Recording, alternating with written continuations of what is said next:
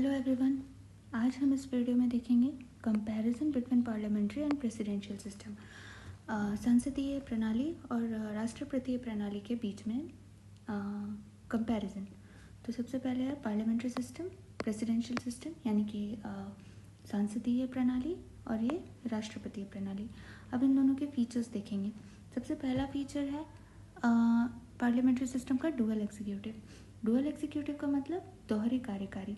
दोहरी कार्यकारी क्या होता है? इस सिस्टम में दो अलग अलग कार्यकारी अधिकारी होते हैं, यानी कि राष्ट्रपति और प्रधानमंत्री। राष्ट्रपति राज्य का प्रमुख होता है, लेकिन उसकी शक्तियां जो है सीमित होती है, और प्रधानमंत्री सरकार का प्रमुख होता है, जो दैनिक कार्यों का संचालन करता है। दोनों ही कार्यकारी अधिकारी हैं, लेकिन प्रधानमंत्री के पावर्स ज़्यादा होते हैं। वहीं प्रेसिडेंशियल सिस्टम में सिंगल एग्जीक्यूटिव होता है, यानी कि एकल कार्यकारी। एकल कार्यकारी के सिस्टम में सिर्फ एक ही कार्यकारी अधिकारी होता है, यानी कि राष्ट्रपति, जो कि राज्य का प्रमुख होता है और वो सरकार का भी प्रमुख होता है। दूसरा पॉइंट है majority party rule. Majority party rule का मतलब क्या है? बहुमत दल का इनका काम क्या क्या है? इनका काम जिसमें ज़्यादा जिस राजनीतिक दल के ज़्यादा वोट आएंगी वो ही पार्टी बनाएगा। वहीं हम अगर प्रेसिडेंशियल सिस्टम में देखें तो president legislator elected separately for a fix term, यानी कि राष्ट्रपति और विधायिका का अलग अलग चुनाव एक निश्चित अवधि के लिए होता है। उसे हम सेपरेशन ऑफ पावर्स भी बोलते हैं। तीसरा पॉइंट जब हम देखेंगे तो तीसरा पॉइंट है कलेक्टिव रिस्पॉन्सिबिलिटी। कलेक्टिव रिस्पॉन्सिबिलिटी का मतलब है सामूहिक जिम्मेदारी। जो कैबिनेट है, मंत्री परिषद है, उसके सभी सदस्य, जिनमें प्रधानमंत्री और सारे मंत्री शामिल हैं, वो सामूहिक रूप से सरकार की नीतियों और कार्यों के लिए जिम्मेदार होते हैं। वहीं अगर हम देखें प्रेसिडेंशियल सिस्टम में तो वह है नॉन रिस्पॉन्सिबिलिटी, यानी कि अकर्मण्यता, जिसकी कोई जिम्मेदारी नहीं लेना। इसका मतलब यह है कि कोई भी संगठन या व्यक्ति अपने कार्यों या निर्णयों के लिए जिम्मेदारी नहीं लेता है। यह एक प्रकार का अनुशासनहीनता है, एक नॉन डिसिप्लिनेबल थिंग है, बहुत लापरवाही है इसमें। नेक्स्ट है पॉलिटिकल होमोजेनिटी। पॉलिटिकल होमोजेनिटी का मतलब है राजनीतिक समरूपता। इसका मतलब है एक राजनीतिक जो समूह है उसके विचारों और मूल्यों और हितों की एकता और समरूपता। राजनीतिक समरूपता को हम ऐसे भी कह सकते हैं कि जो राजनीतिक दल हैं, जो पार्टी हैं, उनके सदस्यों के बीच में विचारों और मूल्यों का यूनिटी होना। वहीं अगर हम प्रेसिडेंशियल सिस्टम में देखें तो ये पॉलिटिकल होमोजेनिटी एग्जिस्ट नहीं करती। नेक्स्ट है अब है डबल मेंबरशिप। Fifth features. तो डबल मेंबरशिप क्या है? डबल मेंबरशिप का मतलब है कि दोहरी सदस्यता। जो भारतीय संसदीय प्रणाली है उसमें एक महत्वपूर्ण अवधारणा है दोहरी सदस्यता। इसका मतलब यह है कि एक व्यक्ति संसद के दोनों सदनों यानी कि लोकसभा और राज्यसभा में से एक में सदस्य हो सकता है, लेकिन दोनों में साथ में नहीं हो सकता है। और भारतीय संविधान के जो आर्टिकल 101 में कहा गया है कि यदि कोई व्यक्ति दोनों सदनों में, दोनों हाउस में मेंबर है, उसमें चुना गया है, तो उसे एक सदन का चयन करना होगा, अन्यथा राज्यसभा में उसकी सीट खाली हो जाएगी, रिक्त हो जाएगी। इसके अलावा अगर हम वही प्रेसिडेंशियल सिस्टम में देखें तो सिंगल मेंबरशिप है। सिंगल मेंबरशिप का मतलब है एकल सदस्यता। एकल सदस्यता का मतलब कि एक व्यक्ति केवल एक ही संस्थान, संगठन या समूह का सदस्य हो सकता है। नेक्स्ट है 6 point leadership of prime minister. Leadership of prime minister का मतलब पार्लियामेंट्री सिस्टम ऑफ गवर्नमेंट जो है, संसदीय प्रणाली है जो है, उसमें प्रधानमंत्री का नेतृत्व सबसे इम्पॉर्टेंट है। वह एक बहुत महत्वपूर्ण भूमिका निभाते हैं। प्रधानमंत्री को लोकसभा में बहुमत दल के नेता के रूप में चुना जाता है और नियुक्त उन्हें करते हैं कौन? राष्ट्रपति। वही अगर हम लोग राष्ट्रपतीय प्रणाली में देखें प्रेसिडेंशियल सिस्टम में तो डोमिनेशन ऑफ प्रेसिडेंट होता है, प्रेसिडेंट डोमिनेंट होते हैं। नेक्स्ट है 7th dissolution of lower house. Dissolution of lower house का मतलब क्या है? लोकसभा का समाधान, लोअर हाउस मतलब वही लोकसभा। तो लोकसभा भारतीय संसद का निचला सदन है जिसके सदस्य प्रत्यक्ष रूप से निर्वाचित होते हैं।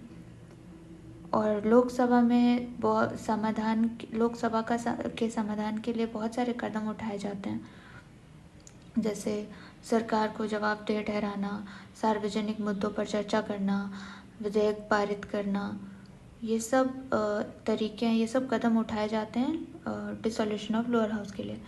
वहीं हम देखें राष्ट्रपतीय सरकार में प्रणाली में, तो no dissolution of lower house, ऐसा निचले सदन का विघटन नहीं होता जो सिद्धांत लागू होता है प्रेसिडेंशियल सिस्टम में।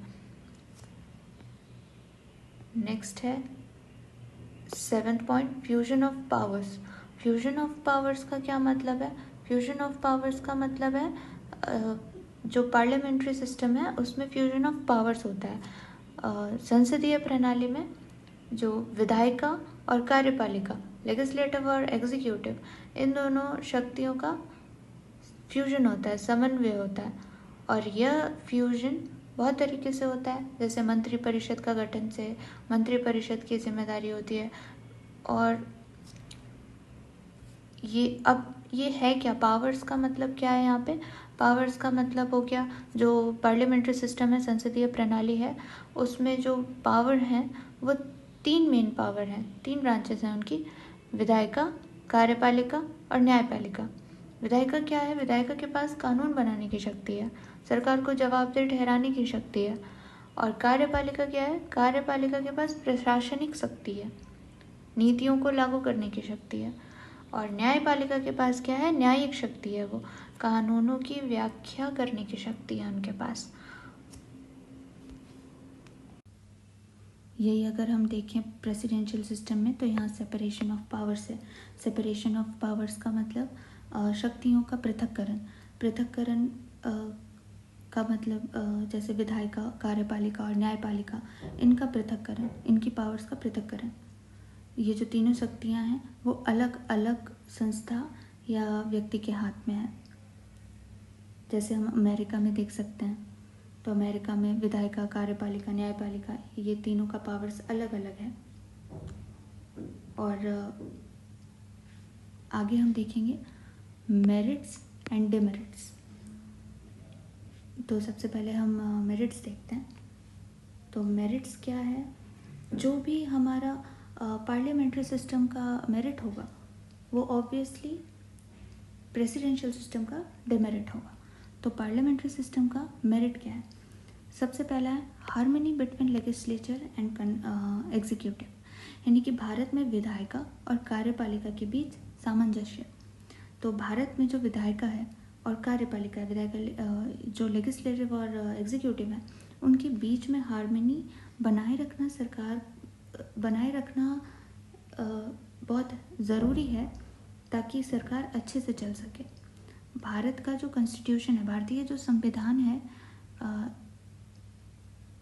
जब जो पावर्स के सेपरेशन के सिद्धांत को सख्ती से काफ़ी लागू नहीं करता है। दोनों शाखाओं के बीच सामंजस्य बनाए रखने के लिए जांच और संतुलन की प्रणाली प्रदान करता है। तो ये यहाँ पे हमें बस यही देखना है, इसका मेरिट यही है कि दोनों के बीच में हार्मनी होती है। वहीं अगर हम प्रेसिडेंशियल सिस्टम में देखें तो वहाँ ऐसा कुछ नहीं है, वहाँ कॉन्फ्लिक्ट बहुत होते हैं लेजिस्लेटिव और एग्जीक्यूटिव के बीच में। नेक्स्ट है हम रिस्पॉन्सिबल गवर्नमेंट। रिस्पॉन्सिबल गवर्नमेंट जिम्मेदार सरकार है। पार्लियामेंट्री जो सिस्टम है वो रिस्पॉन्सिबल गवर्नमेंट भी है। रिस्पॉन्सिबल गवर्नमेंट क्यों है? क्योंकि सरकार की जिम्मेदारी है अपने कार्यों और निर्णयों के लिए, जो भी वो डिसीजन लेते हैं उनकी जिम्मेदारी होती है, विधायिका के प्रति जवाबदेही होती है, इसलिए रिस्पॉन्सिबल गवर्नमेंट है। और जो प्रेसिडेंशियल सिस्टम है वो एक नॉन रिस्पॉन्सिबल गवर्नमेंट है, यानी कि अकर्मण्य सरकार। ये एक नॉन रिस्पॉन्सिबल है क्योंकि इसमें सरकार की जिम्मेदारी का थोड़ा अभाव है, सरकार कार्य और निर्णयों के लिए जिम्मेदार नहीं होती, इसलिए नॉन रिस्पॉन्सिबल है। नेक्स्ट है प्रिवेंट डेस्पोटिज्म, यानी कि अब पहले हम यहाँ देखेंगे स्पॉटिज्म मतलब क्या होता है। स्पॉटिज्म का मतलब होता है किसी पर्टिकुलर समूह या वर्ग के प्रति भेदभाव करना, जैसे कि जाति के बेसिस पे, धर्म के बेसिस पे, लिंग के बेसिस पे, राष्ट्रीयता या किसी आर्थिक स्थिति के बेसिस पे स्पॉट करना, तो ये इसे कहते हैं स्पॉटिज्म। तो यहाँ पे क्या होता है, डेस्पोटिज्म से बचाता है। डेस्पोटिज्म मतलब डीस्पोटिज्म, सॉरी। नेक्स्ट है प्रिवेंट डेस्पोटिज्म, यानी कि डेस्पोटिज्म का मतलब क्या है, निरंकुशता, अधिनायकता। कोई एक सुपीरियर नहीं हो सकता। जो हमारे संविधान में नागरिकों के अधिकारों और स्वतंत्रता का संरक्षण किया गया है, तो पार्लियामेंट्री सिस्टम का ये एक मेरिट है। और यही डिमेरिट हो जाएगा किसमें, प्रेसिडेंशियल सिस्टम में, जिसके वजह से it may leads to autocracy, यानी कि एक तंत्र एक प्रकार की सरकार है जिसमें सभी शक्तियां एक व्यक्ति या एक समूह के हाथ में होता है, जो कि पार्लियामेंट्री सिस्टम में नहीं था। वो सबके पास पावर है अपनी सरकार चुनने का। नेक्स्ट है वाइड रिप्रेजेंटेशन। पार्लियामेंट्री सिस्टम में का एक मेरिट है वाइड रिप्रेजेंटेशन, यानी कि विस्तृत प्रतिनिधित्व। इसका मतलब यह है कि एक बड़े क्षेत्र या समूह की तरफ से एक प्रतिनिधि चुना जाता है। वहीं अगर हम नैरो रिप्रेजेंटेशन देखें प्रेसिडेंशियल सिस्टम में, तो इसका मतलब है एक छोटे क्षेत्र या समूह की तरफ एक प्रतिनिधि चुना जाता है। सेम अब डिमेरिट्स देखेंगे, तो जो डिमेरिट्स पार्लियामेंट्री सिस्टम का है वो मेरिट्स हो जाएगा प्रेसिडेंशियल सिस्टम का। तो डिमेरिट क्या है ये, अब हम देखेंगे डिमेरिट्स ऑफ पार्लियामेंट्री सिस्टम और मेरिट्स ऑफ प्रेसिडेंशियल सिस्टम। जो भी डिमेरिट होगा पार्लियामेंट्री सिस्टम में वही मेरिट्स होगा प्रेसिडेंशियल सिस्टम में, जिसमें सबसे पहला है अनस्टेबल गवर्नमेंट। अनस्टेबल गवर्नमेंट का मतलब क्या है, स्थिर सरकार। स्थिर सरकार वह होता है जिसमें एक स्पष्ट और स्थिर नीति होती है जो देश के विकास और लोगों के हितों को बढ़ावा देता है। वहीं अगर हम देखें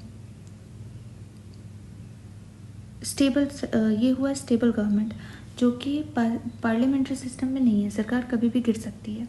वही अगर हम प्रेसिडेंशियल सिस्टम में देखें तो स्टेबल गवर्नमेंट है, यानी कि जिसकी जो स्पष्ट और, जैसा कि मैंने बोला, स्पष्ट और स्थिर नीति होती है उस सरकार की।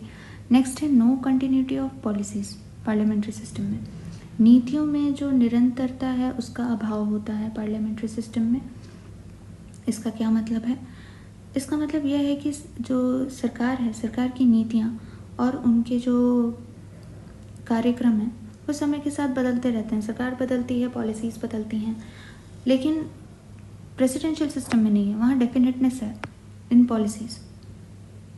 वहीं अगर अब नेक्स्ट हम देखेंगे तीसरा point, against separation of powers, यानी कि शक्तियों का जो सेपरेशन है उसके खिलाफ है ये सरकार।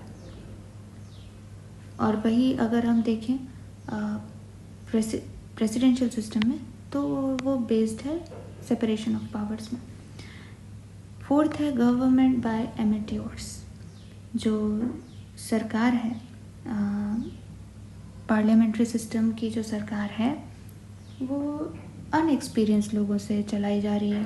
वो ज़रूरी नहीं है कि बहुत अनुभवी हो, तो वो एमेट्योर्स, मोस्टली अनुभवी लोगों के साथ चलाया जा रहा है।